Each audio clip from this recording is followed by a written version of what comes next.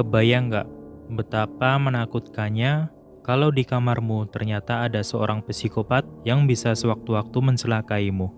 Begitulah yang diceritakan dalam film berjudul Door Lock yang rilis tahun 2018 di Korea Selatan ini. Simak video ini beberapa menit ke depan kalau kamu penasaran sama ceritanya. Jangan lupa juga untuk subscribe agar kamu tidak ketinggalan cerita seru lainnya. Di awal film ini diperlihatkan seorang gadis yang sedang dalam perjalanan pulang. Selama perjalanan, dia merasa gelisah karena seperti sedang dibuntuti dan diperhatikan. Sesampainya di kamar apartemen, gadis tersebut mendapati kamarnya dalam keadaan gelap. Dan dia sudah beberapa kali mencoba menghidupkan lampu namun tidak bisa. Akhirnya dia menggunakan lampu yang ada di ponselnya sebagai alat penerangan dan tak lama kemudian dia mendengar suara dari dalam ruangan tersebut. Dia mencari tahu sumber suara tadi dan saat mengecek sebuah lemari, tiba-tiba muncul seseorang yang langsung membekapnya dari belakang. Dan film pun dimulai. Adegan berpindah di kamar apartemen seorang perempuan bernama Cho Kyung Min dan dia sedang tidur dengan seorang pria. Setelah itu si pria terbangun oleh suara alarm jam tangan dan dia makan lalu pergi. Selanjutnya disusul oleh Kyung Min yang juga terbangun. Dia bersiap-siap untuk berangkat bekerja. Sebelum meninggalkan kamarnya, tidak lupa dia menutup kloset dan merapikan jemuran di kamarnya. Oh iya, perlu diingat bahwa semua yang aku jelasin nanti akan saling berkaitan, jadi mohon disimak dengan baik-baik ya. Lanjut, saat akan mengunci kamarnya dari depan, dia merasa ada hal yang aneh karena door lock di pintunya terbuka dan tampak kotor. Demi keamanan, akhirnya dia merubah kata sandi di alat tersebut. Kita ingat-ingat ya, passwordnya adalah 1784. Sesampainya di tempat kerja, dia menjalankan tugasnya sebagai teller di suatu bank. Sepulang Kyung Min dari tempat kerjanya, kita diperlihatkan dengan seseorang perempuan lagi bernama Yojo. Dia ini adalah teman dekat Kyung Min. Mereka sedang berbincang terkait pekerjaannya, dan Kyung Min mengungkapkan ingin mendapatkan perpanjangan kontrak agar memiliki uang yang cukup untuk pindah dari apartemennya yang sekarang. Di saat mereka sedang ngobrol, tampak seorang pria yang sedang memperhatikan mereka dengan tatapan yang cukup aneh. Sesampainya di apartemen, dia disambut oleh penjaga apartemen shift malam dan dia diberi sebuah titipan paket.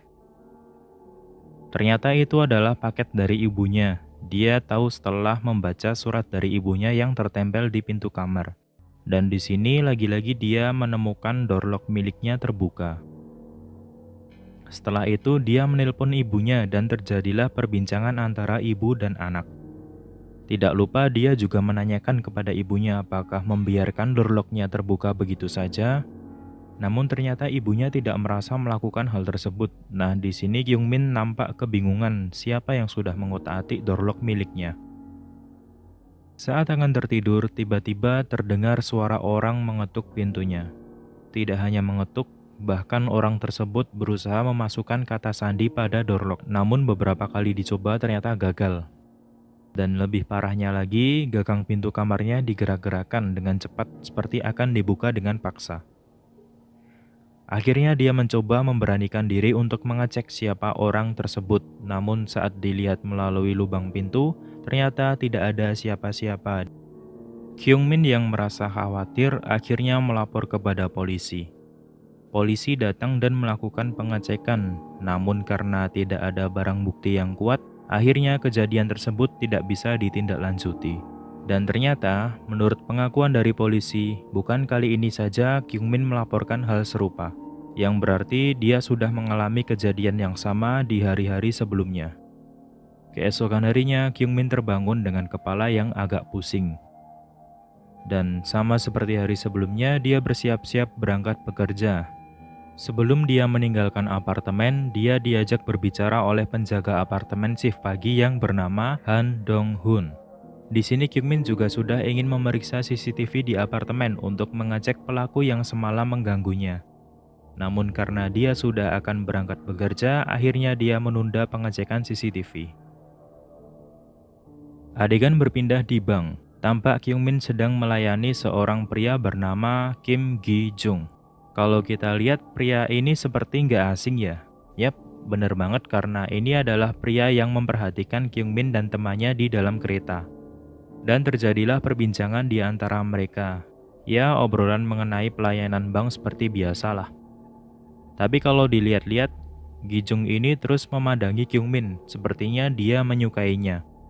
Lalu dia mengajak Kyungmin untuk ngopi bareng yang jelas ditolak oleh Kyungmin dengan jawaban yang halus. Tidak terima dengan hal tersebut, Gi-jung membuat keributan sampai akhirnya harus diusir oleh satpam. Sepulang dari tempat kerja, Kyungmin melihat penjaga apartemen shift malam sedang dimarahi polisi karena tidak bisa menjaga tempat tersebut dengan aman. Sehingga banyak masalah terjadi termasuk laporan dari Kyungmin yang sebelumnya. Lalu dia segera bergegas menuju kamarnya karena merasa tidak enak dengan si penjaga apartemen. Di malam hari, saat Kyungmin tertidur, tiba-tiba muncul pria dari bawah ranjangnya. Pria tersebut memberikan obat bius kepada Kyungmin. Lalu pria itu mandi dan tidur di ranjang tersebut. Tampak juga jam tangan yang tadi diperlihatkan di awal film. Di hari berikutnya, Kyungmin mendapatkan kabar baik karena ternyata dia diangkat menjadi karyawan tetap di bank tersebut. Namun ternyata tidak hanya hal baik yang ia terima di hari tersebut. Dia juga apes karena sepulang kerja harus bertemu lagi dengan si pria aneh Gi-jung yang lagi-lagi mengganggunya. Kyungmin ditahan saat akan menaiki bus dan dipaksa untuk pulang bersama Gi-jung. Untungnya tak lama kemudian manajer bank yang bernama Manajer Kim datang menolong Kyungmin dan mereka pun pulang bersama. Sesampainya Kyungmin di kamar apartemennya, dia mendapati kamarnya yang gelap dan dia berusaha menghidupkan lampunya namun tidak bisa. Wah, kayaknya bakal terjadi lagi nih adegan seperti di awal film. Tapi tenang aja karena di sini tiba-tiba Manajer Kim datang ke kamar Kyungmin. Awalnya hanya ingin mengembalikan dompet Kyungmin yang tertinggal, namun akhirnya membantu untuk menyalakan lampu di kamarnya. Setelah lampu menyala, tampak jemuran pakaian pria terpampang di tengah ruangan. Manajer Kim mengira itu adalah milik suaminya, namun Kyungmin menjelaskan bahwa itu hanya untuk tanda, agar Kyungmin terlihat seperti sudah berkeluarga dan tidak diganggu oleh penjahat. Setelah itu, Kyungmin masuk ke dalam kamar mandi dan dia mendapati hal yang aneh yaitu tutup klosetnya terbuka. Seperti yang kita lihat di awal film bahwa Kyungmin ini mempunyai kebiasaan menutup kloset sebelum berangkat bekerja. Lantas, ulah siapa itu? Di sisi lain, Kyungmin juga merasa curiga terhadap manajer Kim yang tiba-tiba datang ke kamar apartemennya, padahal dia tidak pernah memberitahu nomor kamarnya. Dia lalu menanyakannya kepada manajer Kim. Dan sebelum pertanyaan tersebut dijawab, dia sudah buru-buru turun ke bawah dengan alasan mengambil kopi. Padahal memanggil polisi, meninggalkan si manajer Kim yang sendirian di kamar.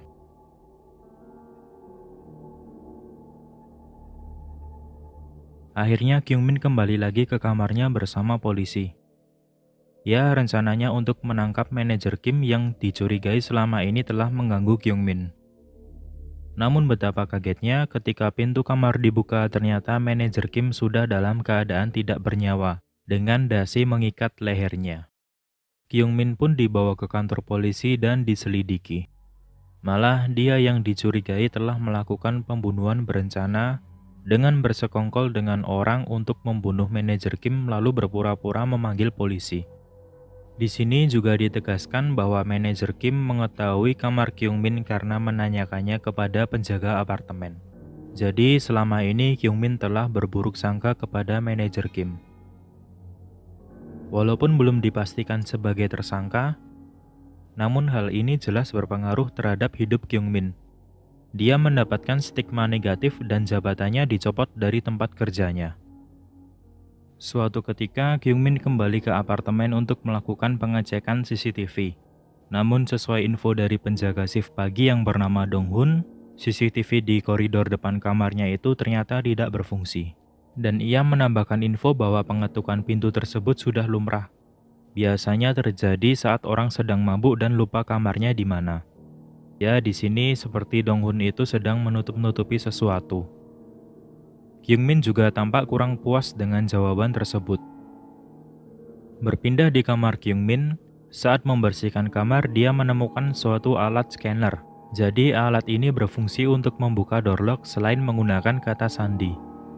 Karena penasaran, akhirnya Kyung-min mencoba menggunakan alat tersebut. Pertama-tama di pintu kamarnya, namun tidak berfungsi. Lantas dia mencoba di semua kamar di apartemen tersebut.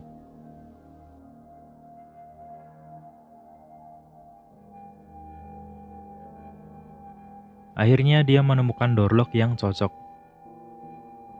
Dan dia masuk ke dalam kamar lalu mencari tahu siapa pemilik kamar tersebut. Saat sedang melihat-lihat sekitar, ditemukanlah berkas surat-surat mengenai kartu kredit dengan nama pemilik Kang Sung-hye. Keesokan harinya, Kyung-min bertemu dengan Hyo-jo.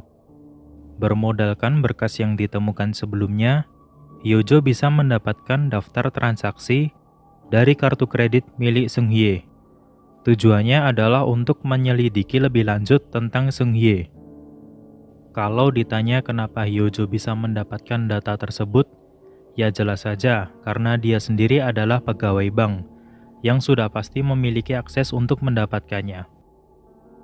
Tampak ada yang mencurigakan dari daftar transaksi tersebut karena penggunanya selalu membeli produk dengan harga 3.200 won setiap jam 13.00. Bertempat di minimarket di dekat apartemen Kyung-min. Hyo-jo juga mencoba mengirim pesan ke nomor Seung-hye untuk mencari tahu, namun sayangnya tidak ada respon. Akhirnya mereka memutuskan mengecek langsung ke minimarket. Tujuannya adalah untuk mengetahui barang apa sajakah yang seharga 3.200 won. Namun sayangnya mereka tetap tidak menemukan titik terang karena kekurangan petunjuk. Suatu ketika saat mereka sedang makan, pada pukul 13.00, terdengar seorang wanita sedang membeli bubur sayur dengan harga 3.200 won. Mereka mencurigai itu adalah Kang Sung-hye, lalu mereka mengejarnya.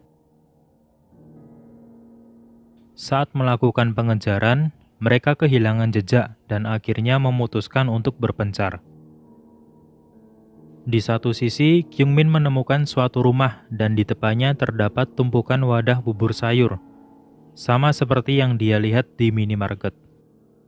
Dia pun mencoba masuk ke rumah tersebut dengan memasukkan kata sandi ke door lock yang terpasang di pintu. Ya, dia asal-asalan gitu masukin passwordnya. Sudah beberapa kali dicoba, namun gagal. Lalu, mungkin instingnya mengatakan sesuatu, dia mencoba untuk memasukkan password yang sama dengan kamar apartemennya, yaitu 1784, dan ternyata bisa terbuka. Dia pun masuk ke dalam rumah tersebut yang tampak seperti tidak berpenghuni. Saat dia memasuki suatu kamar, ternyata terdapat seorang wanita yang sedang tertidur dengan kondisi tangan diikat. Di sini Kyung-min tampak sangat kaget. Dia mencoba menghubungi polisi untuk meminta pertolongan. Namun tiba-tiba ada orang lain yang ingin masuk ke rumah tersebut. Ya, kemungkinan besar ini adalah si psikopat. Dan bersambung. Oke, sampai sini aku akan jelasin sedikit kesimpulan untuk mempermudah kalian memahami ceritanya. Yang pertama adalah, pria yang selama ini tidur bersama Kyung-min ternyata bukan suaminya, melainkan adalah si psikopat. Jadi, saat tengah malam tiba dan Kyung-min sedang tertidur, pria ini baru menampakkan diri dari bawah tempat tidur Kyung-min. Kalau kalian bertanya, loh kenapa kok Kyung-min gak terbangun lalu memergoki pria tersebut? Jawabannya adalah, karena setiap pria ini muncul, dia langsung memberikan Kyung-min obat bius, sehingga Kyung-min akan tidak sadarkan diri sampai beberapa waktu. Jadi si pria ini bisa leluasa melakukan apapun di kamar tersebut. Tentunya obat bius ini juga berdampak ke tubuh Kyung-min. Terbukti setiap dia bangun tidur, selalu merasakan sakit kepala. Jadi sudah agak jelas ya. Tapi yang masih menjadi pertanyaan di sini adalah, siapa psikopat tersebut? Apakah manajer Kim? Jelas bukan, karena dia sudah mati, terbunuh di kamar Kyungmin oleh si psikopat. Apakah Ki Jung? Mungkin saja, karena dia tampak mencurigakan selama ini. Dan tampak juga dia begitu terobsesi dengan Kyungmin. Bagaimana dengan penjaga apartemen shift malam? Jelas tidak mungkin, karena saat kejadian pembunuhan manajer Kim, dia sedang berada di pos jaga. Apakah mungkin itu adalah penjaga apartemen shift pagi? Wah, kita nggak memiliki banyak bukti untuk mencurigainya. Atau mungkin nanti akan muncul orang yang tidak diperkenalkan sepanjang cuplikan film tadi, bisa saja.